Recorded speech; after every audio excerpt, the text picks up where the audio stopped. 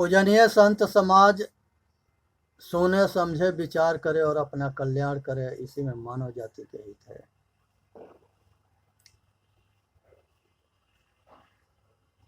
ये संसार के अंदर जो है आज जो है एक देश जो है दूसरे देश से लड़ के नरसंहार करता है, तो उसमें जो है निर्दोष लोग मारे जाते हैं। ये नेता सब ना मरते, ये जो है सिपाही मरते हैं, फौजी मरते हैं और आम पब्लिक मरती है। तो इसलिए ऐसा कोई काम ना करे जिससे कि नरसंहार हो। कोई ऐसा, इसलिए जो है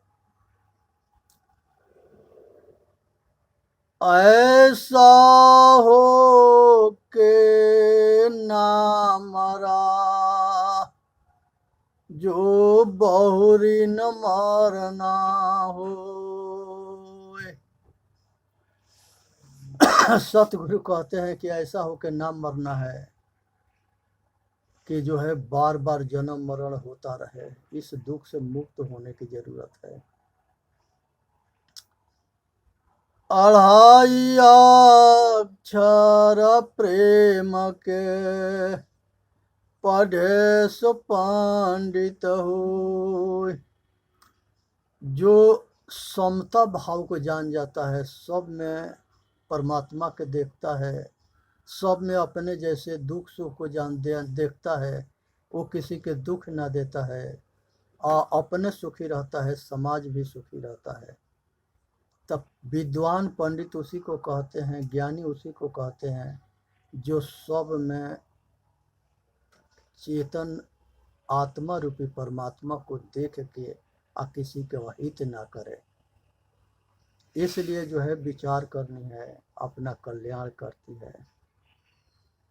लेकिन कुछ शैतान होते हैं जो मानते ना हैं, तो उनके लिए सतगुरु कहे हैं, मूर्ख के सिखलावते ज्ञान गांठ के जाय, कोयला होई न उजला सौ मन साबुन लाय।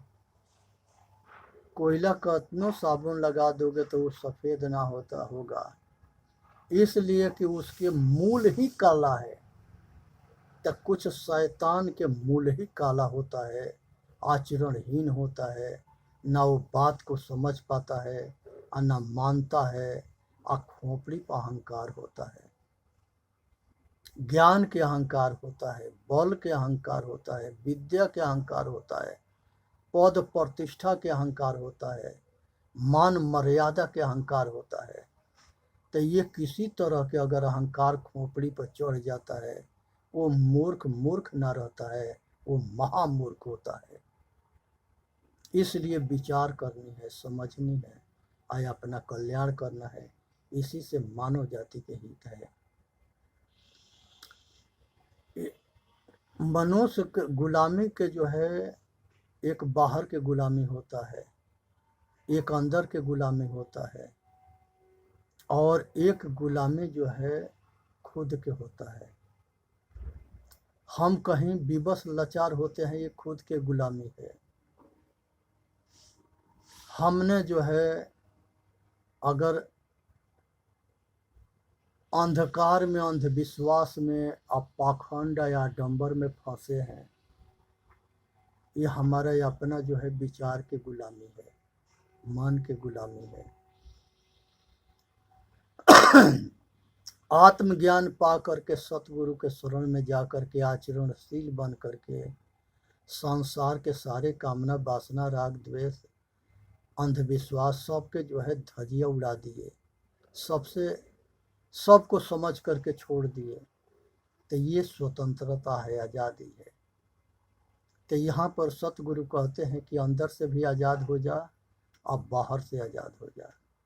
बाहर से आज़ाद के मतलब है कि संसार के किसी चीज़ के अपना ना मानना और उसमें चिपकना, ना आसक्त ना होना। ये बाहर की आज़ादी है। जैसे लुगाई के हम अपना मानते हैं, बेटा के अपना मानते हैं, संसार के जो हमने जीवन में कमा के और मकान दुकान गाड़ी घोड़ा जितने प्रॉपर्टी कर दिए, इसमें हमारी आसक्ति बन गई, ये हमारा बाहर की गुलामी है। ये सबको छोड़ना है, कुछ भी अपनाना है, शरीर भी अपनाना है। तो ये समान वस्तु अपना कैसे होगा? सिकंदर बादशाह जब यहाँ से जा रहा था तो उसने अपने मंत्री से कहा कि जब हमारी दीवान पर जो है हमारा दोनों हाथ फैला के उस पर लिख देना, तख्त लेकर कर हाथ में बांध देना, लटका देना कि विश्व विजेता सिकंदर बादशाह गया तो उसके दोनों हाथ खाली थे। ये सिकंदर की बात ना है, बात सबकी है। मुट्ठी बांध के हर बच्चे पैदा होता है और रोते हुए आता है, और सभी हाथ पसार के जाते हैं। और जो ज्ञानी होता है, जो अपना कार्य, जो जन्म मरण रूपी चक्कर के छोड़ा करके जाता है, वो हंसते हुए जाता है। तो रोते हुए आए हो और रोते ही जाओगे। जो अपना लोक पर लोक खराब करता है, कर्म खराब किया हुआ होता है, तो वो रोते हुए जाता है। सारे परिवार कुलवा वहाँ इकट्ठे रहता है और सब रोते हैं, वो भी रोता है, लेकिन आत्मज्ञानी नहीं रोता है। आसक्ति मुक्त आदमी ना रोता है, वो जाते समय प्रसन्न होता है और हंसते हुए जाता है। कोई सिंहासन चढ़, एक जो है सिंहासन जो है पर चढ़ करके जाता है और सोने के जंजीर में बंध के जाता है, वो स्वर्गीय सुख पाता है। और एक लोहा के जंजीर में बंध के जाता है तो वो जो है दुख में जाता है। तो अपने के जो है संसार के सभी मनुष्य सुख चाहता है, और सुख चाहने के बाद दुख क्यों होता है? ये दुख के होने के कारण के समझो। हमारा कर्म खराब तो दुख पीछा ना छोड़ेगा, हमारा कर्म ठीक तो हमके जो है हमारे पजरा दुख नहीं आएगा, केवल सुख ही रहेगा। तो यहाँ अपना सुधार कर लो, सुखी रहोगे। यही सुखी होने के मंत्र है। जन्म और मृत्यु के छूटना जो है, यही जो है अमरता के ज्ञान है, और यही अमृत है। जो पिता जो इसके सतगुरु के शरण में जाके श्रवण करता है, वो अमर हो जाता है, और जो इसे वंचित रह जाता है, वो जो है अपना भयंकर दुख भोगता है। तो इसलिए आज ज़रूरत है कि सभी उठे जागे, अपना कल्याण करे, औरों के कल्याण करे। इसी में मानव जाति के हित है। तो अपना मानसिक गुलामी के तोड़ देनी है, अंदर और बाहर के गुलामी के तोड़ देनी है, माया के गुलामी के तोड़ देनी है, लुगाई के गुलामी के तोड़ देनी है।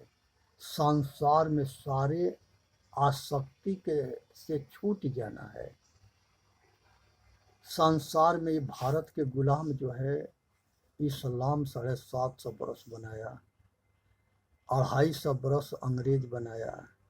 ये हजारों साल के गुलामी में जो है इसकी आदत बन गई गुलामी में रहने के। उस गुलामी से मुक्त हो जा भाई। आपस में बटोगे तो मरोगे, संगठित रहोगे तो जीत हासिल करोगे, विजय हासिल करोगे, और पूरी एक छत्र पूरा विश्व पर शासन करोगे। क्योंकि भारत के जो ज्ञान है, आत्मज्ञान, यही विश्व गुरु ज्ञान है। इसी ज्ञान से भारत विश्व गुरु था। तो इस विश्व गुरु ज्ञान को समझो।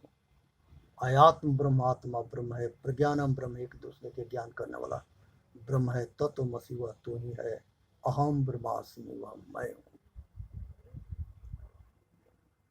भगवान राम सेवरी के समझाते हुए कहते हैं कि ममद हसन पल परमयनुपा जीव पावन निज सहज स्वरूपा।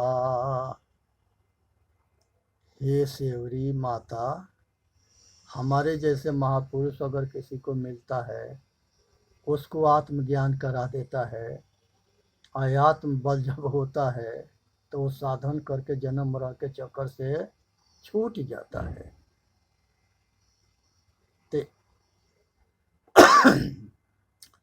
ना काहू के सुख दुख दाता निज कित करम भोग सुन भ्राता। ये दुनिया में कोई किसी के सुख दुख देने वाला ना है। मनुष्य के अपना कर्म ही उसके सुख देता है और मनुष्य के अपना कर्म ही उसको दुख देता है। ये बेरा जो सास होती है, सब सास जो है चाहती है कि हम सुखी रहे, हमारे बेटा पतोही हमारे बात माने, लेकिन कैसे मानेगा? वो अपना बेटी या दामाद के जैसे समझती है, वैसे बेटा और पतोही के समझ ले तो सुखी रहेगी। अगर यहाँ पक्षपात करेगी तो दुखी रहेगी। ये भगवान भी ना छोड़ा सके। बेटा पतोही जैसे माता पिता उसको परवस्ती किया है, जन्म दिया है, पालन पोषण किया है, और बेटा बेटी के और बेटा पतोही के लिए उस संसार के सारे हद को पार किया है, उसी तरह से जो है आज ज़रूरत है बेटा बेटी के कि वो अपने बाप महतारी के परवस्ती के लिए सुख और शांति या चैन के रोटी दे, कपड़ा दे, और उनके रहने के ठिकाना दे, बीमारी में दवा दे और उनको सेवा करे। ये खेती है। अगर ये खेती के जो कर गया वो आगे सुखी रहेगा, और ये खेती के जो नहीं किया वो आगे दुखी रहेगा।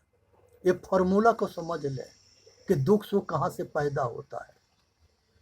सुख देंगे सुख मिलेगा, दुख देंगे दुख मिलेगा, और माता पिता से बद्दुआ ना ले।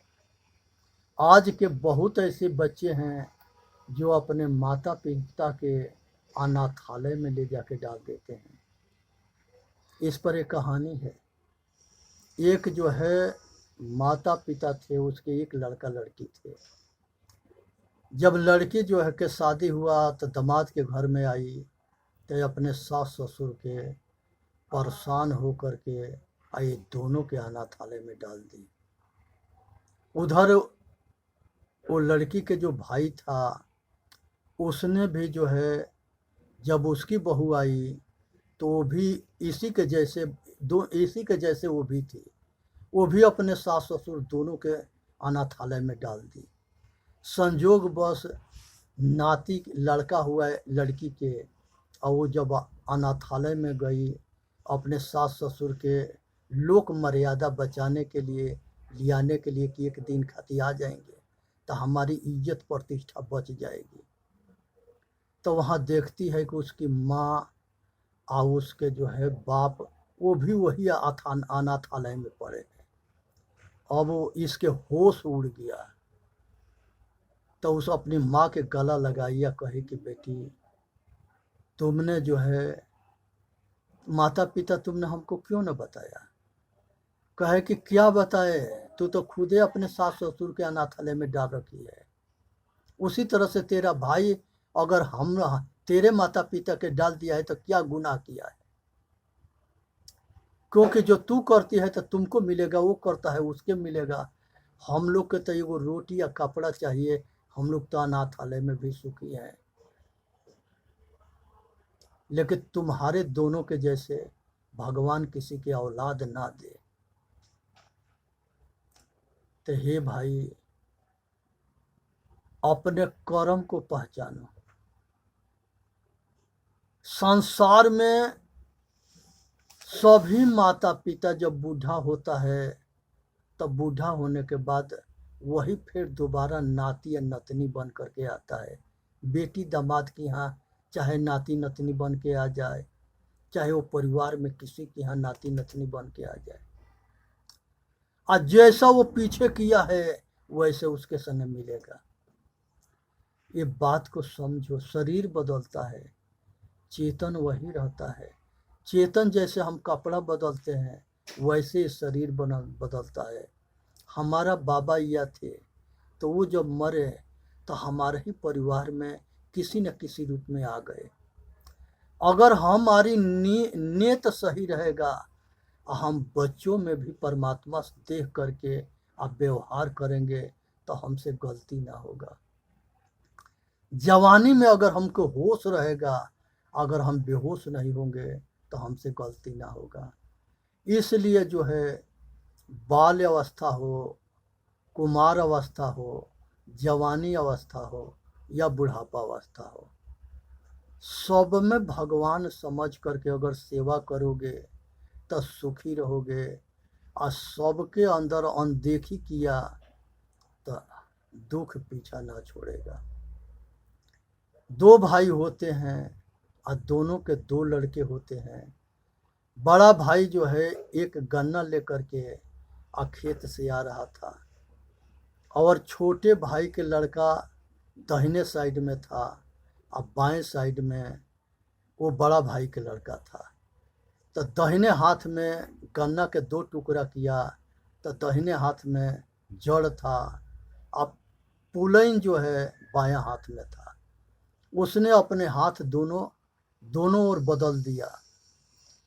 पुलैन जो है छोटे भाई के लड़के दे दिया और जड़ अपने लड़का के दे दिया।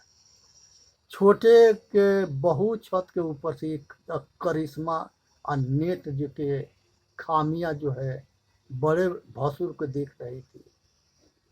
और उसी के बाद जब छोटा भाई आया और दोनों के पास अपार दौलत थी और जिम्मेदार थे, बस इतने ही बात पर जो है वो जिम्मेदारी बटी, आपस में संघर्ष शुरू हुआ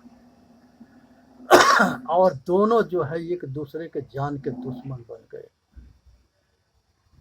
ऐसा दुश्मन बने कि ये एक बदमाश के लगे बड़ा भाई जाके कहा कि 10,000 रुपया हम देते हैं, हमारे छोटे भाई के मार देना। संजोग भाई छोटे भाई भी जो है इसने भी जा कर के बड़ा वाला से कहा, वो बदमाश के 10,000 रुपया दिया। कहा कि हमारे बड़ा वाला छोटे के मारने के कह दिया और छोटा वाला बड़ा के मारने के कह दिया। दोनों के जो है एक एक घाट पर वो बुलाया एकांत में जंगल में और दोनों के मार डाला और दोनों के जितनी पोरपोटी थी सारी जिम्मेदारियां दोनों के लुगाई को रख लिया।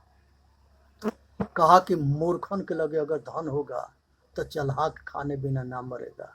आज यही कारण था कि हम दो पार्ट में बटे, एक छोटे में एक बड़े में, आपस में लड़ने के चक्कर में तीसरा हमारे के जूता बजाया और गुलाम बनाया। क्या ये आगे भी यही जूता खाने की इरादा है कि बचने की इरादा है? इसी के नाम मूर्खता है, इसी के नाम अज्ञानता है, इसी के नाम असावधानी है और इसी के नाम जो है अपना जो है पद प्रतिष्ठा मर्यादा के हनन करना है। तो इसलिए उठो, जगो, बचो और पक्षपात के छोड़ो। सबके गले लगा के चलो, सबके साथ बैठ के खाना सीखो, सबके साथ बैठ के पीना सीखो, सबके साथ जो है सोना सीखो, सब एक घाट पर पानी पियो। कहते हैं कि हमारे महापुरुषों के समय में जो है बकरी और शेर दोनों एक घाट पर पानी पीते थे। इसका मतलब था कि कितनों खूंखार मनुष्य हो और चाहे कितनों निर्बल हो, दोनों गुरु के दरबार में दोनों के सम्मान होता था और दोनों बराबर भाव से रहते थे। हमारे सारे ऋषियों के आश्रम में राम हुए, कृष्ण हुए, जितने गुरुकुल में पढ़ते थे वो सारे लकड़ी बीनते थे, भिक्षा मांगते थे, आश्रम के सारे काम करते थे। उसमें गरीब भी थे, अमीर भी थे, सभी तरह के लोग थे, लेकिन वहाँ सब बराबर थे। इसलिए विचार करनी है कि हमसे कोई ऐसा भूल ना हो के, ऐसा अज्ञानता ना हो के जिससे किसी के कष्ट हो।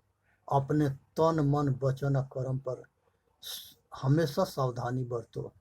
इसमें मानव जाति के हित है और इसी में मानव जाति के कल्याण है। अंग्रेज जब आए थे तो वो देखे कि ये भारत सोना के चिड़िया है, अपार दौलत है। ये मंदिरों में जो है अपार दौलत पड़ा था।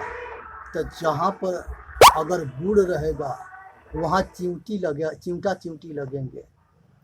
जहाँ पर दौलत होगा वहाँ चोर और लुटेरा लगेंगे। यही लुटेरा चोर लगे और वो मंदिर के लूटने के चक्कर पर ये भारतीय के पूरा देश के गुलाम बना लगे, इस पर शासन करने लगे, यहाँ के राजा बन गए। इसलिए विचार करनी है, कल्याण करनी है और इसी में मानव जाति के हित है। यह सुनना है, समझना है, विचार करना है और अपना कल्याण करना है। संसार के अंदर जो है मनुष्य जो है सबसे श्रेष्ठ जोनी है। और सभी देवी देवता मनुष्य थे और सभी मनुष्य जो है अपने कल्याण करने में सक्षम है। जो जागल सो भागल हो रमैया राम, जो जागता है वो भागता है और सारे दुख से बचता है। इसलिए अपने गुलामी के समझ करके जिस समय जो है सावित्री बाई फुले जो है पढ़ाने जाती थी तो इतने जो है बड़ा जो लोग थे उन लोगों के मिर्ची लगती थी तो उसको जो है गोबर कीचड़ फेंकते थे।